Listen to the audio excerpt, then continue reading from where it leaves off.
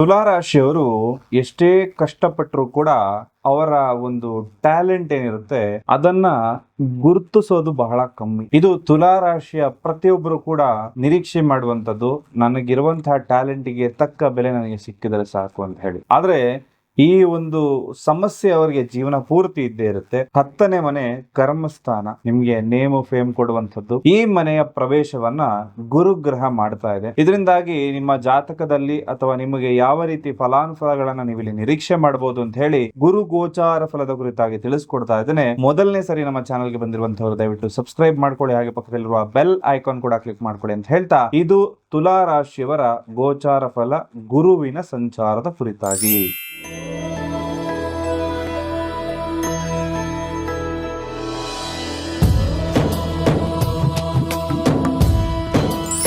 ನಿಮ್ಮ ರಾಶಿಗೆ ಗುರುಬಲ ಬರುತ್ತಾ ಅಥವಾ ಗುರುಬಲ ಬರೋದ್ರಿಂದ ಉಪಯೋಗ ಆಗೋದಾದ್ರೂ ಏನು, ನಮಗೇನಾದ್ರೂ ಒಳ್ಳೇದಾಗುತ್ತಾ? ಈ ರೀತಿಯಾಗಿರ್ತಕ್ಕಂತಹ ಪ್ರಶ್ನೆಗಳು ಬಹುತೇಕ ಜನರನ್ನ ಕಾಡ್ತಾ ಇರುತ್ತೆ. ಖಂಡಿತವಾಗ್ಲೂ ಈ ಪ್ರಶ್ನೆಗಳೆಲ್ಲದಕ್ಕೂ ಕೂಡ ಉತ್ತರವನ್ನ ಕೊಡೋಣ. ಹಾಗೆ ಈ ಗುರು ಅಂತಕ್ಕಂತ ಗ್ರಹ ಏನಿದೆ, ಬೃಹಸ್ಪತಿ ಅಂತಾನು ಹೇಳ್ತಾರೆ. ಇವತ್ತಿಗೆ ಮಿಥುನ ರಾಶಿಯಲ್ಲಿ ಇರ್ತಕ್ಕಂಥದ್ದು ಜೂನ್ 2ನೇ ತಾರೀಕು ಕರ್ಕಾಟಕ ರಾಶಿಯ ಪ್ರವೇಶವನ್ನ ಮಾಡುತ್ತೆ. ಈ ಸಂಚಾರ ಮಾಡಿದಾಗ ಮಿಥುನ, ಮೀನ, ಮಕರ, ವೃಶ್ಚಿಕ ರಾಶಿಗಳಿಗೆ ಗುರು ಬಲ ಅಂತಕ್ಕಂಥದ್ದು ಬರುತ್ತೆ. ಇದು ಗುರುವಿನ ಉಚ್ಚ ಸ್ಥಾನ. ಅಂದ್ರೆ ಕರ್ಕಾಟಕ ರಾಶಿ ಏನಿದೆ ಗುರುವಿನ ಉಚ್ಚ ಸ್ಥಾನ ಆಗುತ್ತೆ. ಉಚ್ಚ ಸ್ಥಾನ ಅಂದ್ರೆ ಗುರು ಅಲ್ಲಿ ತುಂಬಾ ಸ್ಟ್ರಾಂಗ್ ಆಗಿರುವಂತಹ ರಿಸಲ್ಟ್ ಗಳನ್ನ ನಮಗೆ ನೀಡುತ್ತಾನೆ ಅಂತಕ್ಕಂಥ ಮಾತನ್ನ ಹೇಳಬಹುದು. ಹಾಗೆ ಈ ಗುರು ಕರ್ಕಾಟಕ ರಾಶಿಯಲ್ಲಿ ಯಾವತ್ತಿನವರೆಗೂ ಇರ್ತಾನಂದ್ರೆ ನವೆಂಬರ್ 1ನೇ ತಾರೀಕಿನವರೆಗೂ ಇರುವಂತದ್ದು ಮಾತ್ರ. ಅಲ್ಲಿಂದ ಸಿಂಹ ರಾಶಿಯ ಪ್ರವೇಶವನ್ನ ಮಾಡ್ತಾನೆ ಗುರು. ಅದಾದ ನಂತರದಲ್ಲಿ ಈ ಸಿಂಹ ರಾಶಿಯ ಪ್ರವೇಶ ಮಾಡಿದಾಗ ಕಟಕ, ಮೇಷ, ಕುಂಭ ಮತ್ತು ಧನುರ್ರಾಶಿಯವರೆಗೆ ಗುರುಬಲ ಅನ್ನೋದು ಬರುತ್ತೆ. ಹಾಗಾದ್ರೆ ಯಾವ ಟೈಮಲ್ಲಿ ಯಾವ ರಾಶಿಯವರೆಗೆ ಒಳ್ಳೇದಾಗುತ್ತೆ ಅಂತಕ್ಕಂಥದ್ದನ್ನ ನೋಡೋದಾಯ್ತು ಅಂದ್ರೆ, ಈ ಒಂದು ಸಂಚಾರ ಸಿಂಹ ರಾಶಿಯಲ್ಲಿ ಇರುತ್ತಾ? ಖಂಡಿತವಾಗ್ಲೂ ಇಲ್ಲ.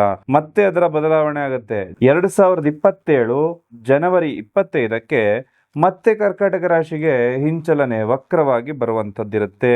ಹಾಗಾಗಿ ಈ ಒಂದು ಸಂಚಾರ ಫಲಗಳು ಅಂದ್ರೆ ಯೂಶುವಲಿ ಈ ಗುರುಗ್ರಹ ಒಂದು ರಾಶಿಯಿಂದ ಇನ್ನೊಂದು ರಾಶಿಗೆ ಹೋಗ್ಲಿಕ್ಕೆ 12 ತಿಂಗಳುಗಳ ಕಾಲ ಸಮಯವನ್ನ ತೆಗೆದುಕೊಳ್ಳುತ್ತೆ. ಆದ್ರೆ ಇಲ್ಲಿ ಗುರು ಮುಂದೆ ಹಿಂದೆ ಹೋಗುವಂತ ಒಂದು ಚಲನವಲನವನ್ನ ನಾವಿಲ್ಲಿ ನೋಡಬಹುದಾಗುತ್ತೆ. ಇದರಿಂದಾಗಿ ಯಾವ ಯಾವ ರಾಶಿಗೆ ಯಾವ ರೀತಿ ಪರಿಣಾಮ ಅಂತ ಹೇಳುವಂತದ್ದನ್ನ ಮೂಲವಾಗಿ ತಿಳ್ಕೊಳ್ಬೇಕು. ಅದಕ್ಕಿಂತ ಹೆಚ್ಚಾಗಿ ಗುರುವಿನ ಬಲ ಅಂದ್ರೆ ಏನು ಅಂತ ಹೇಳಿ ತಿಳಿಸ್ಕೊಡ್ತಾ ಇರುತ್ತೆ ನಿಮಗೆ. ಎಲ್ರಿಗೂ ಕೂಡ ಗುರುಬಲ ಅನ್ನೋದು ಬೇಕು. ಆದ್ರೆ ಗುರುಬಲ ಅಂದ್ರೆ ಏನು ಅಂತ ಹೇಳಿ ಬಹುತೇಕ ಜನರಿಗೆ ಗೊತ್ತೇ ಇರೋದಿಲ್ಲ.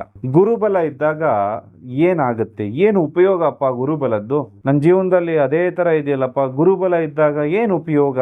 ಈ ರೀತಿ ಪ್ರಶ್ನೆಗಳು ಬಹುತೇಕ ಜನರ ಮನಸ್ಸಲ್ಲಿ ಬರುವಂತದ್ದು ಸಹಜ. ಓಕೆ, ಮನುಷ್ಯನಿಗೆ ಒಂದು ಗುರಿ ಜೊತೆಗೆ ಒಂದು ಗುರು ಅನ್ನೋದು ಇರಬೇಕು ಜೀವನದಲ್ಲಿ. ಯಾವುದೇ ಒಬ್ಬ ವ್ಯಕ್ತಿಗಾದ್ರೂ ಕೂಡ ಒಂದು ಗೋಲ್ ಅನ್ನೋದಿರಬೇಕು, ಜೊತೆಗೆ ಒಬ್ಬ ಒಳ್ಳೆ ಮಾರ್ಗದರ್ಶನ ಕೊಡ್ಲಿಕ್ಕೆ ಗುರುವಿನ ಅನುಗ್ರಹ ಇರಬೇಕಾಗತ್ತೆ. ಹಾಗೆ ಯಾವುದೇ ಒಂದು ಶುಭ ಕಾರ್ಯ ಅಂತ ಹೇಳಿ ನಾವು ಮಾಡ್ತಾ ಇರ್ತೇವೆ. ಮನೆಯಲ್ಲಿ ಅನೇಕ ಶುಭ ಕಾರ್ಯಗಳು ನಡೀತಾ ಇರ್ತದೆ. ಕೆಲವು ಮನೆಯಲ್ಲಿ ಶುಭ ಕಾರ್ಯಗಳೇ ನಡೀತಾ ಇರೋದಿಲ್ಲ. ಇದಕ್ಕೆಲ್ಲ ಮೂಲ ಕಾರಣ ಗುರು ಅಂತಕ್ಕಂಥದ್ದು ಬರ್ತದೆ. ಯಾಕೆ ಅಂದ್ರೆ ಗುರು ಬಲ ಅಂತ ಹೇಳಿ ಇರುವಾಗ ಯಾವುದೇ ಶುಭ ಸಮಾರಂಭವನ್ನ ನೀವು ಕೈಗೊಂಡಾಗ ನಿರ್ವಿಘ್ನವಾಗಿ ಆ ಒಂದು ಕಾರ್ಯಕ್ರಮ ಮುಗಿದೋಗುತ್ತೆ. ಅಂದ್ರೆ ಯಾವುದೇ ಗದ್ದಲ ಗಲಾಟೆ, ಯಾವುದೇ ಒಂದು ಗೋಜಲಿಗೆ ಹೋಗದೆ ಖಂಡಿತವಾಗ್ಲೂ ಶುಭದಾಯಕವಾಗಿ ಆ ಕಾರ್ಯಕ್ರಮ ಮುಗಿದು ಹೋಗುವಂಥದ್ದು. ಒಂದು ಮದುವೆ ಸೆಟ್ ಆಗಿರುತ್ತೆ, ನೀವು ಯೋಚನೆ ಮಾಡಿದ್ರಲ್ಲ ಅಷ್ಟು ಬೇಗ ಒಂದು ಕಂಕಣ ಭಾಗ್ಯ ಅನ್ನೋದು ಕೂಡು ಬರುತ್ತೆ, ಮದುವೆನೂ ಆಗುತ್ತೆ, ಎಲ್ಲ ರೀತಿಲೂ ಚೆನ್ನಾಗಾಗತ್ತೆ.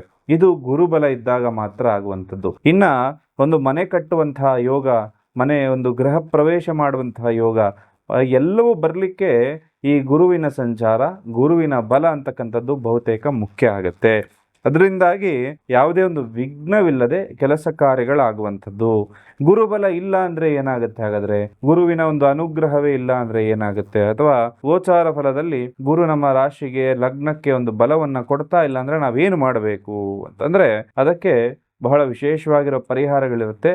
ಗುರು ಬಲ ಇಲ್ಲ ಅಂದ್ರೆ ಏನಾಗತ್ತಪ್ಪ ಅಂತಂದ್ರೆ, ಒಂದು ಮದುವೆ ಅಂತಕ್ಕಂಥದ್ದು ಸೆಟ್ ಆಗಿರುತ್ತೆ, ನೂರಾರು ಕಾರಣಗಳಿಂದ ಆ ಮದುವೆ ನಿಂತು ಹೋಗುವ ಪರಿಸ್ಥಿತಿವರೆಗೂ ಕೂಡ ಬಂದು ಬಿಡ್ಬೋದು. ಇನ್ನೊಂದು, ಗೃಹ ಪ್ರವೇಶ ಮಾಡಬೇಕು ಅಂತ ಹೇಳಿ ದಿನ ಎಲ್ಲ ನಿರ್ಧಾರ ಮಾಡಿರ್ತೀರಿ, ಗುರುಬಲ ಇರೋದಿಲ್ಲ, ಆ ಒಂದು ಡೇಟ್ಗೆ ಸರಿಯಾಗಿ ಮನೆ ಕಂಪ್ಲೀಷನ್ ಆಗೋದಿಲ್ಲ, ಅಥವಾ ಸೂತಕದಂತಹ ಒಂದಷ್ಟು ಕಾರ್ಯಗಳು ಬಂದು ಆ ಡೇಟ್ ಮುಂದೆ ಹೋಗುವಂತಹ ಸಾಧ್ಯತೆ ಕೂಡ ಗುರುಬಲ ಇಲ್ಲದಿರುವಂತಹ ಸಂದರ್ಭದಲ್ಲಿ ಆಗುವಂತದ್ದಾಗತ್ತೆ.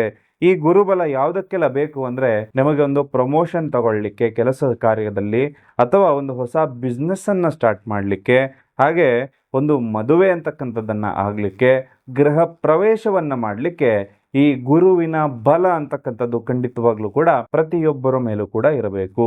ಬಹಳ ಜನರು ಕೂಡ ಈ ಪ್ರಶ್ನೆಗೆ ಉತ್ತರವನ್ನು ಕಂಡುಕೊಳ್ಳದೆ ಗುರುಬಲ ಇದೆಯಾ ಇಲ್ವಾ ಅಂತ ಹೇಳಿ ಬಹಳ ಕನ್ಫ್ಯೂಷನ್ ಅಲ್ಲಿ ಇರ್ತಾರೆ. ಈಗ ನಿಮ್ಗೆ ಅರ್ಥ ಮಾಡ್ಕೊಂಡಿರ್ತೀರಿ, ದಿನನಿತ್ಯದ ಜೀವನ ಮಾಡಲಿಕ್ಕೆ ನಮಗೆ ಗುರುಬಲದ ಅವಶ್ಯಕತೆ ಇಲ್ಲ, ಆದ್ರೆ ಶುಭ ಕಾರ್ಯಗಳಲ್ಲಿ ನಿರ್ವಿಘ್ನವಾಗಿ ಕಾರ್ಯಗಳು ನೆರವೇರ್ಲಿಕ್ಕೆ ಗುರುವಿನ ಬಲ ಬೇಕಾಗುತ್ತೆ.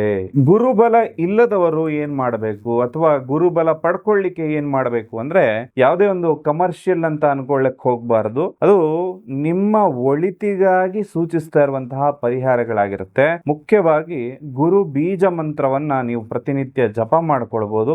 ಗುರು ಇದರಿಂದ ಸ್ಟ್ರಾಂಗ್ ಆಗ್ತಾ ಹೋಗುತ್ತೆ.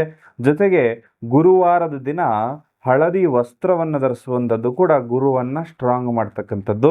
ಜೊತೆಯಲ್ಲಿ ಗುರುವಿನ ಅಂಶವುಳ್ಳಂತಹ ವಿಶೇಷವಾದ ಮಣಿಗಳನ್ನು ನಿಮ್ಮ ಎಡಗೈಯಲ್ಲಿ, ಎಡ ಹಸ್ತದಲ್ಲಿ ನೀವು ಧರಿಸ್ಕೊಳ್ಳಬೇಕಾಗತ್ತೆ. ಇದು ಹಳದಿ ಮಣಿಗಳು ಪ್ಯೂರೆಸ್ಟ್ ಫಾರ್ಮಲ್ ಇರುತ್ತೆ. ಬಹಳಷ್ಟು ನಿಮಗೆ ಆನ್ಲೈನಲ್ಲಿ ಸಿಗುವಂಥದ್ದು ಯೆಲ್ಲೋ ಕಲರ್ ಇರುತ್ತೆ, ಬಟ್ ಅದು ಬರೀ ಒಂದು ಗ್ಲಾಸ್ ಆಗಿರುತ್ತೆ. ಅದನ್ನು ಹಾಕೋಬೇಡಿ. ಈ ರೀತಿಯಾಗಿರ್ತಕ್ಕಂತಹ ಮಣಿಗಳನ್ನು ಹುಡುಕೊಂಡು ಧರಿಸ್ಕೊಳ್ಳಿ. ಜೊತೆಗೆ ನಿಮ್ಮ ರಾಶಿಯ ಅಧಿಪತಿ ಯಾರು ಅಂತ ತಿಳ್ಕೊಂಡು ಅದನ್ನು ಧರಿಸ್ಕೊಳ್ಳೋದ್ರಿಂದ, ಅಥವಾ ನಿಮ್ಮ ದಶಾಭುಕ್ತಿಯನ್ನು ಚೆಕ್ ಮಾಡಿಕೊಂಡು ಆ ದಶವನ್ನು ಸ್ಟ್ರಾಂಗ್ ಮಾಡುವಂತಹ ಮಣಿಗಳನ್ನು ನಿಮ್ಮ ಕೈಯಲ್ಲಿ ನೀವು ಧರಿಸೋದ್ರಿಂದ ತುಂಬ ಯಶಸ್ವಿ ವ್ಯಕ್ತಿ ಆಗ್ತೀರಿ. ಯಾವುದೇ ಅಡೆತಡೆಗಳು ಬಂತು ಅಂದರೂ ಕೂಡ ಅದೆಲ್ಲವೂ ಕೂಡ ಪಾರಾಗುವಂಥದ್ದಾಗುತ್ತೆ. ಕೆಲವೊಬ್ಬರ ಜೀವನದಲ್ಲಿ ರಾಜಯೋಗ ಇದ್ರೂ ಕೂಡ ಸಾಮಾನ್ಯ ವ್ಯಕ್ತಿಯ ರೀತಿ ಜೀವನವನ್ನು ನಡೆಸ್ತಾ ಇರ್ತಾರೆ.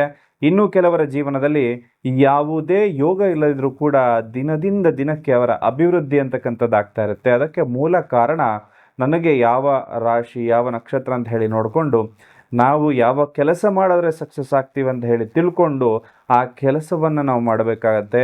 ನಮಗೆ ಅದೃಷ್ಟ ಕೊಡುವಂತಹ ಸಂಖ್ಯೆಯನ್ನು ನಾವು ಬಳಸಬೇಕಾಗತ್ತೆ. ನಿಮಗೆ ಅದೃಷ್ಟ ಕೊಡುವಂತಹ ಹೆಸರನ್ನು ನೀವು ಇಟ್ಕೊಂಡಾಗ ತುಂಬಾ ಯಶಸ್ವಿ ವ್ಯಕ್ತಿ ನೀವಾಗ್ತೀರಿ.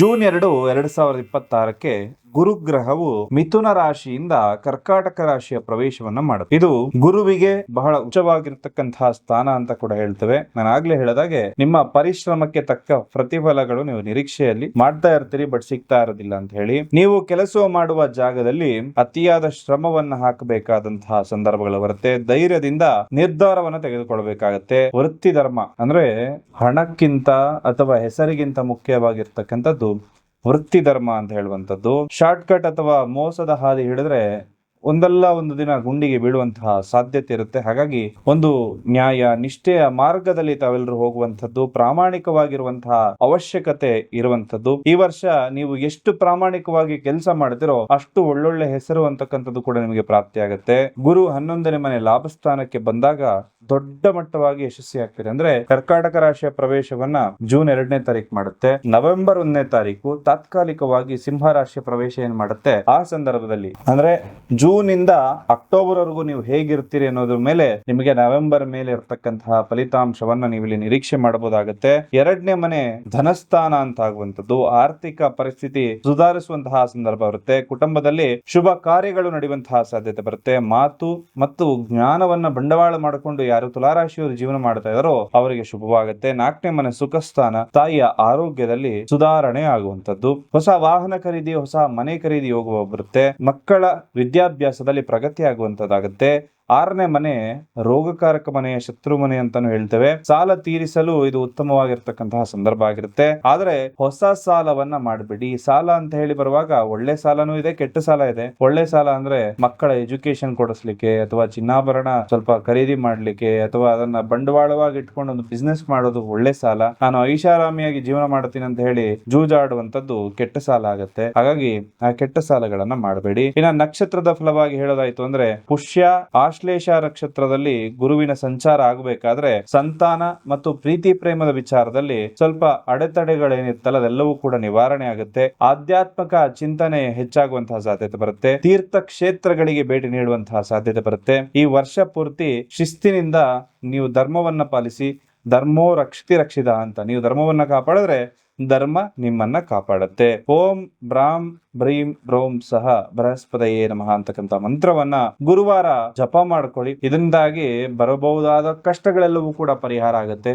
ಹಳದಿ ಬಣ್ಣದ ವಸ್ತ್ರವನ್ನ ತಾವೆಲ್ಲರೂ ಕೂಡ ಧರಿಸ್ಕೊಳ್ಳೋದು ಅತ್ಯಂತ ಶುಭವಾಗಿರುತ್ತೆ. ಇದನ್ನ ತಾವೆಲ್ಲರೂ ಕೂಡ ಫಾಲೋ ಮಾಡ್ಕೊಳ್ಳಿ. ಇನ್ನು ಸಬ್ಸ್ಕ್ರೈಬ್ ಮಾಡಿಲ್ಲ ಅಂದ್ರೆ ಒಂದು ಸಬ್ಸ್ಕ್ರೈಬ್ ಮಾಡಿ. ಹಾಗೆ ಇನ್ನಷ್ಟು ಒಂದು ತುಲಾರಾಶಿಯ ಮಾಹಿತಿಯನ್ನ ಪಡ್ಕೊಳ್ಳೋದಕ್ಕೆ ಬೆಲ್ ಐಕಾನ್ ಕೂಡ ಕ್ಲಿಕ್ ಮಾಡ್ಕೊಳ್ಳಿ ಅಂತ ಹೇಳ್ತಾ ಸರ್ವೇ ಜನಃ ಸುಖಿನೋ ಭವಂತು.